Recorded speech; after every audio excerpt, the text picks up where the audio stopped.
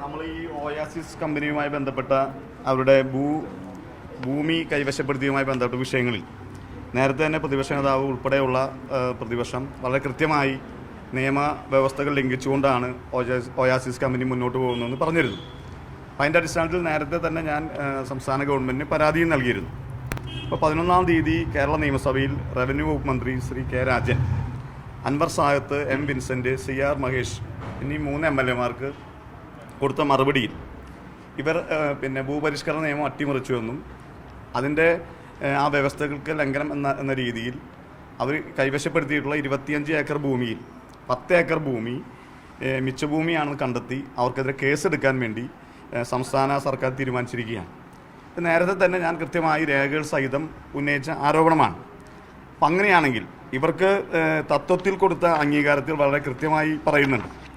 Shri Jayathilak IAS നൽകിയ ഉത്തരവിൽ കേരളത്തിലെ നിയമവ്യവസ്ഥയ്ക്കകത്ത് നിന്നുകൊണ്ടേ ഈ കമ്പനിക്ക് പ്രവർത്തിക്കാനുള്ള തത്വത്തിലുള്ള അനുമതി കൊടുത്തത്.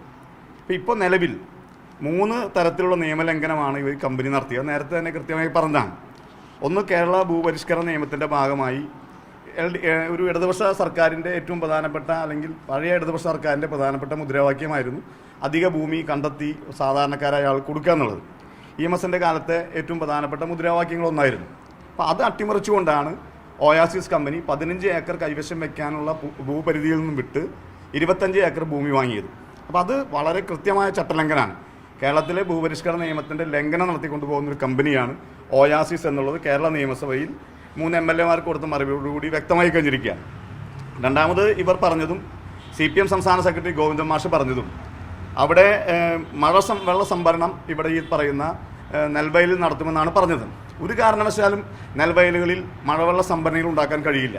അത് പുരയിടങ്ങളിൽ മാത്രമേ ചെയ്യാൻ കഴിയൂ. അപ്പോൾ അതുകൊണ്ട് തണ്ണീർത്തട നെൽവയൽ സംരക്ഷണ ബില്ലും ഈ ഗവൺമെൻറ് തത്വത്തിൽ കൊടുക്കുമ്പോൾ പരിശോധിച്ചില്ല. ആ തണ്ണീർത്തട നെൽവയൽ സംരക്ഷണ ബില്ലും ഈ കമ്പനി അട്ടിമറിച്ചിരിക്കുകയാണ്. പിന്നെ ഒരു വളരെ ഗുരുതരമായ വിഷയം എന്ന് പറയുന്നത് ഈ പറയുന്ന എലപ്പള്ളി വില്ലേജിലെ ഈ സർവേ നമ്പറിൽപ്പെട്ട ഭൂമികളിൽ മിക്കവാറും ഭൂമി പട്ടയ ഭൂമികളാണ്. ഈ പട്ടയ ഭൂമികൾ ഏതൊക്കെയാണ് എന്ന് ചോദിച്ചുകൊണ്ട് ഞാൻ പാലക്കാട് തഹസിൽദാർക്ക് വിവരാവകാശ നിയമം രേഖാനുസരിച്ച് കൊടുത്തിരുന്നു.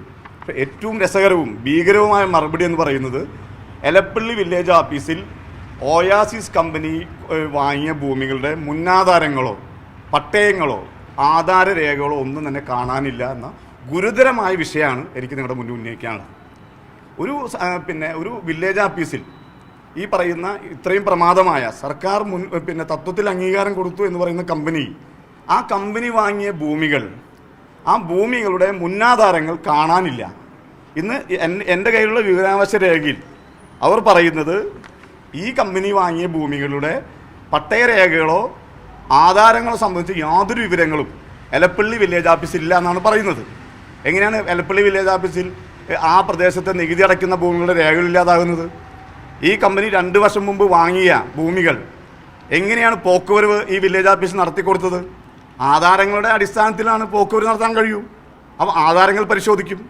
ആ ആധാരങ്ങൾ പരിശോധിക്കുമ്പോൾ ആ പരിശോധിച്ച രേഖകൾ ആ വില്ലേജ് ഓഫീസിൽ കാണണം. അതുപോലെ തന്നെ അവിടെ രജിസ്റ്റർ ഉണ്ട്. എലപ്പള്ളി വില്ലേജ് ഓഫീസിൽ ആ വില്ലേജ് ഓഫീസിൽ ഏതൊക്കെ ഭൂമികൾക്ക് പട്ടയം കൊടുത്തിട്ടുണ്ട് എന്നതിൻ്റെ രേഖ എവിടെ ഉണ്ടാവും?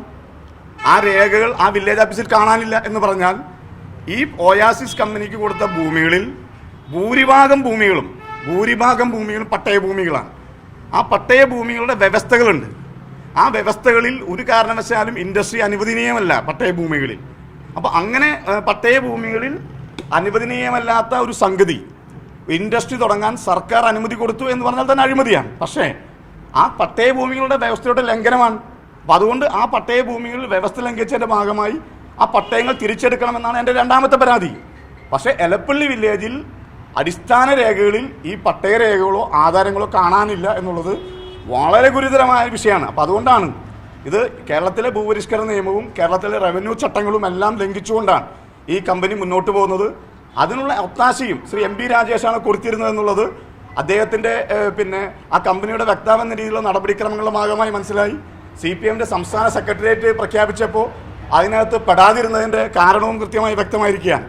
അതുകൊണ്ട് ഈ വിഷയത്തിൽ ഈ ഭൂമി വാങ്ങിയതും രജിസ്റ്റർ ചെയ്തതും അതുമായി ബന്ധപ്പെട്ട പട്ടയ വ്യവസ്ഥകളുടെ ലംഘനവും മിച്ചഭൂമി കൈവശപ്പെടുത്തിയതും തുടങ്ങിയതുമായി ബന്ധപ്പെട്ട ഈ എലപ്പള്ളി വില്ലേജ് ഓഫീസിലെ അടിസ്ഥാന രേഖകൾ കാണാനുള്ളതുമായി ബന്ധപ്പെട്ട വിഷയങ്ങൾ പരിശോധിക്കണം എന്നാവശ്യപ്പെട്ടുകൊണ്ട് കേരള നിയമസഭാ സ്പീക്കർക്ക് നിയമസഭാ സമിതി വിപുലമായൊരു അന്വേഷണം നടത്തണം. ഈ ഭൂമികളുമായി ബന്ധപ്പെട്ട് ഓയാസിസ് വാങ്ങിക്കൂട്ടിയ ഭൂമികളുമായി ബന്ധപ്പെട്ടുകൊണ്ട് സംസ്ഥാനത്ത് ഈ വില്ലേജ് ഓഫീസ് മുതൽ അഡീഷണൽ ചീഫ് സെക്രട്ടറിയുടെ ഓഫീസ് വരെ നടത്തിയ നടപടിക്രമങ്ങളുടെ വീഴ്ചകൾ ഇതെല്ലാം പരിശോധിക്കുന്നതിന് വേണ്ടി കേരള നിയമസഭയുടെ നിയമസഭാ സമിതി ഇത് പരിശോധിക്കണം.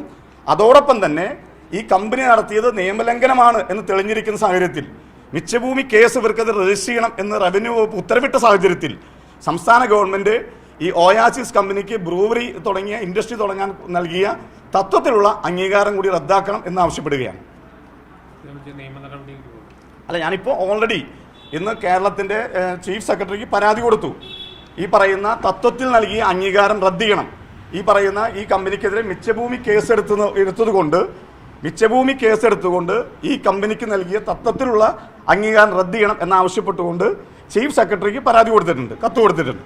അതുപോലെ തന്നെ ഈ കമ്പനി നടത്തിയ ഭൂമി ഇടപാടുകളുമായി ബന്ധപ്പെട്ട് ഇപ്പോൾ ഒരു ആധാരം രജിസ്റ്റർ ചെയ്യുമ്പോൾ അതിനകത്ത് പ്രധാനപ്പെട്ട രേഖ എന്ന് പറയുന്നത് ഞാൻ വാങ്ങുന്ന ഭൂമി കേരള മിച്ചഭൂമി ആക്ടിൻ്റെ പരിധിയിലോ പട്ടയ ഭൂമികളുടെ ലംഘനങ്ങളോ വ്യവസ്ഥ ലംഘനങ്ങളോ ഉൾപ്പെടുന്നില്ല എന്നുള്ള സത്യപ്രസ്താവനയാണ്. നിങ്ങൾക്ക് ആധാരം നോക്കിയാൽ മനസ്സിലാവും, ആ ആധാരത്തിൽ വെച്ചിട്ടില്ല. അതുകൊണ്ട് ഈ കമ്പനിക്കെതിരെ ക്രിമിനൽ കേസ് എടുക്കേണ്ടതാണ്.